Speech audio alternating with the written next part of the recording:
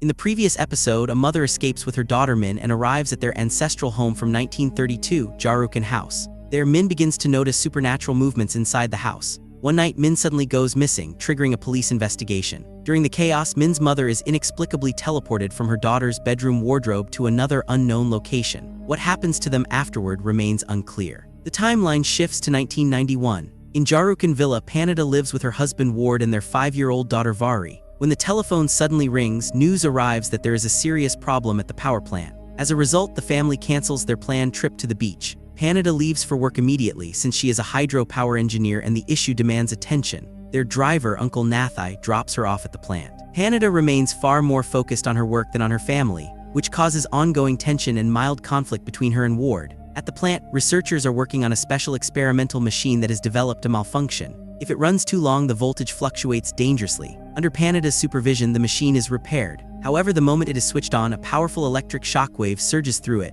and a portal suddenly forms above the machine. A single shoe falls through the portal and the system immediately shuts down. Panada cannot comprehend what she has just witnessed. Meanwhile, Panada's emotional distance from her daughter continues to grow. To her, family feels like a secondary priority. Vari instead finds comfort in her father and falls asleep each night listening to her favorite Alice adventure story. That night, another argument erupts between Panada and Ward. The conflict escalates when Ward brings up Panada's neglect of their daughter, especially after all the complications they face to have a child. In anger, Panada lashes out about Ward's unemployment in front of Vari. Almost immediately, Ward regrets his behavior. The following day, in an attempt to make amends, the family goes out together. However, another argument breaks out and Panada steps out of the car in frustration. At that exact moment, a tragic accident occurs. Ward and Vari die at the scene. The date is March 14, 1991, a cursed day that completely shatters Panada from within. Overwhelmed by grief and rage, she repeatedly harms herself. One day, driven by despair, she attempts to end her life but suddenly freezes. Standing beneath a highway bypass, she sees the same portal that appeared during the machine test at the plant.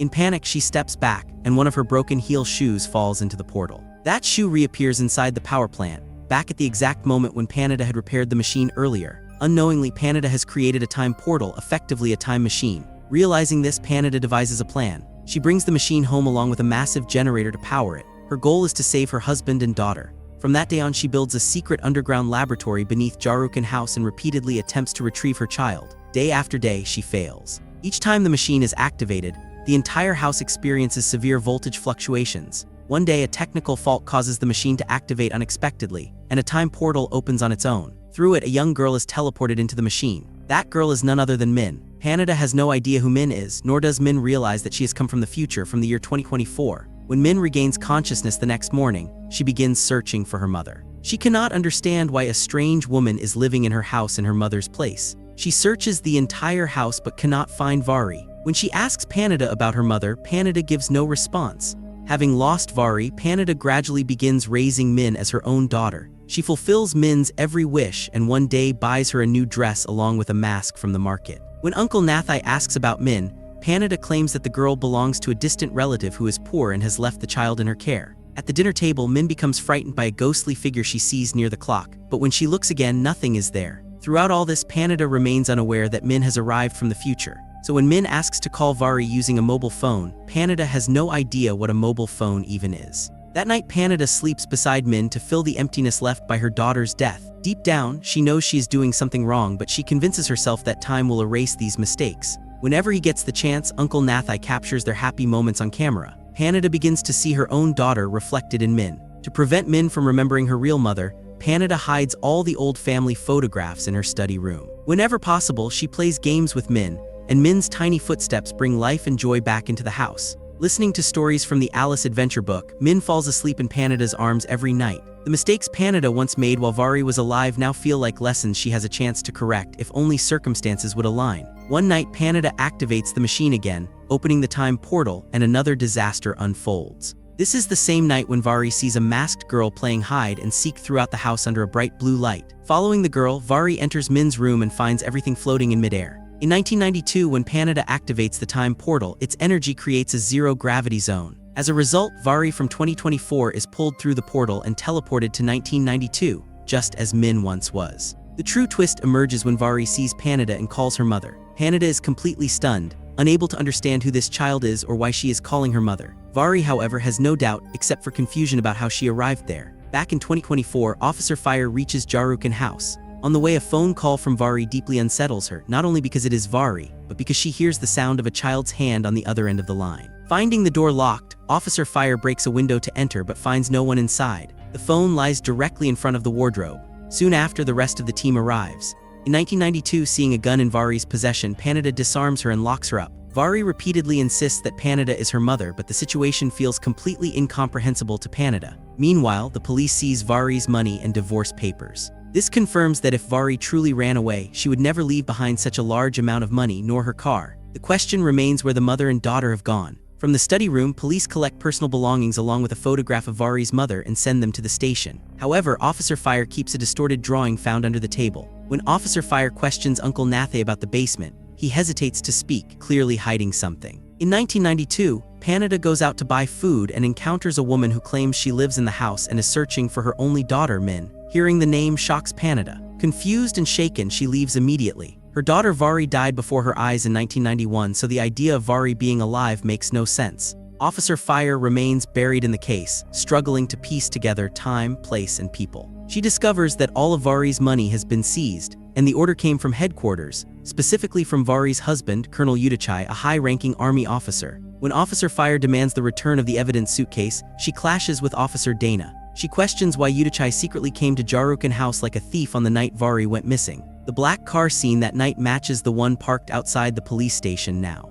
Vari had also claimed someone had entered her house before she disappeared. Officer Fire suspects Udichai, but Officer Dana strongly objects, stating that Udichai spent the entire day at a hotel with her. Before leaving, Udichai makes it clear that he wants nothing to do with Min, claiming she is not his daughter. As suspicion deepens, Officer Fire reviews an old case file from May 25, 1992, related to Jarukin house. Something horrific happened there that day. At the scene, police recovered a blood-stained .38 pistol along with other items. Coincidentally, the pistol matches the one Vari owned. Another unsettling detail emerges when Officer Fire realizes that the lead investigator on the 1992 case was Officer Visse, her own father. However, one crucial detail remains unresolved. The previous night, Officer Fire and Officer Tai review CCTV footage at the hotel where Dana and Udichai stayed. What she sees emotionally breaks her. Udichai was indeed there, but they were spending time with two call girls. This confirms that Dana was being deceived. Despite her mental turmoil, Officer Fire goes to meet her father, thinking of Vari. Meanwhile, in 1992, Uncle Nathay follows Panada's orders and takes Vari away, intending to kill her. Vari seizes an opportunity and causes a car accident, narrowly surviving. When she hears a news broadcast from 1992 on the car radio,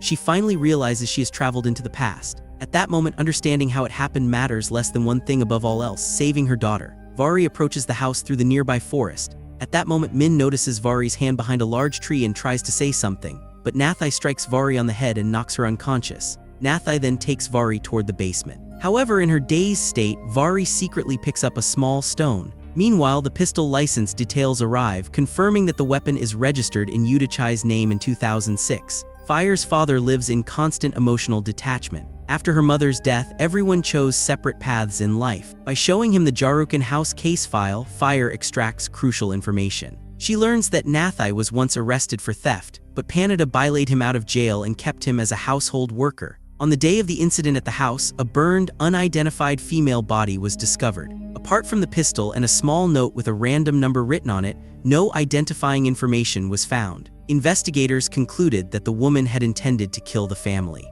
Yet one question remains unresolved. How does a pistol registered in 2006 appear in a 1992 case? Fire bids her father a bitter farewell and returns to the police station to restart the investigation. Although Nath is poor, he is known to be a decent man.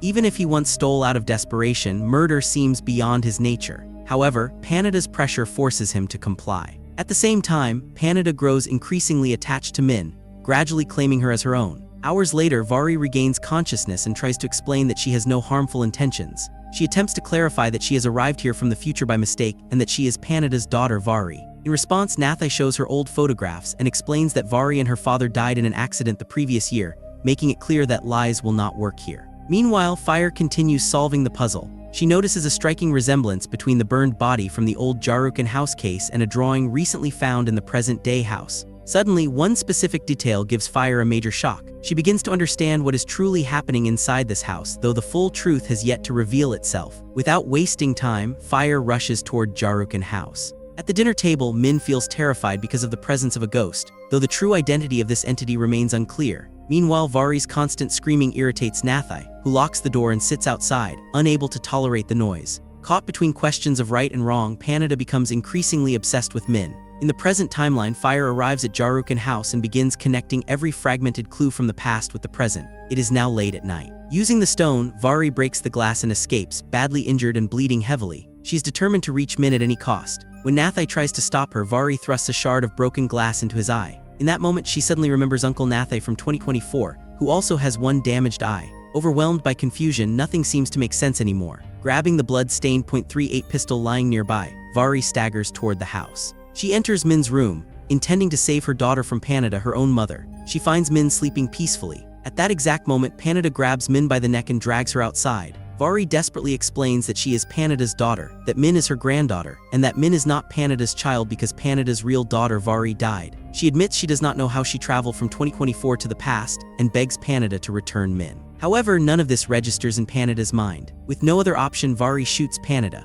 Driven by an uncontrollable fear of losing her child again, Panada strangles Vari and throws her down from above. The innocent Vari collapses on the floor covered in blood. At that very moment, the chandelier on the ceiling catches fire and crashes down onto her. The clock shows 3:15 a.m. Vari's lifeless body burns as flames engulf the room, with the .38 pistol lying beside her. Min, sitting in the room, understands nothing about what has happened to her mother. Panada reassures her, insisting that nothing is wrong and that everything will be fine. In the present, Fire studies the 1992 case file and finally comprehends the entire sequence of events. She breaks down in tears as all the puzzle pieces fall into place. The random number found among the case evidence is none other than Fire's own number, which she wrote on a piece of paper and gave to Vari on the first day. By the time Udichai arrives, Fire unleashes all her anger on him. She believes that if he had not abused Vari, Vari would not have been forced to flee and might still be alive. Fire publicly humiliates Dana as well and leaves. Just like that night long ago, heavy rain pours again in the morning.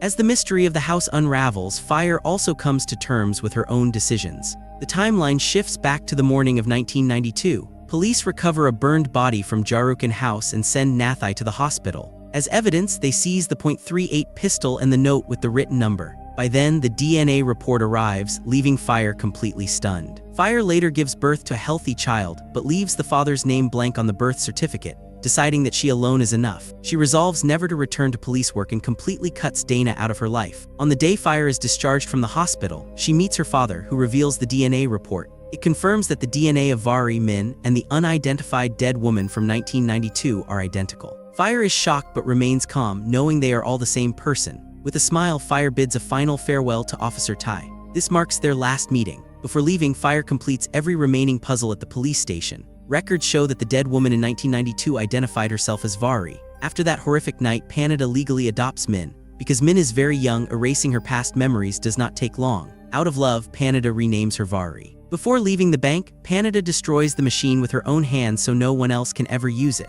However, although Panada leaves the house forever, she leaves behind Vari's restless soul, the same presence Min from 2024 later sees near the clock, revealing how far a mother is willing to cross every boundary without hesitation for the sake of her child. It urges love for one's mother and standing beside her through every sorrow and hardship.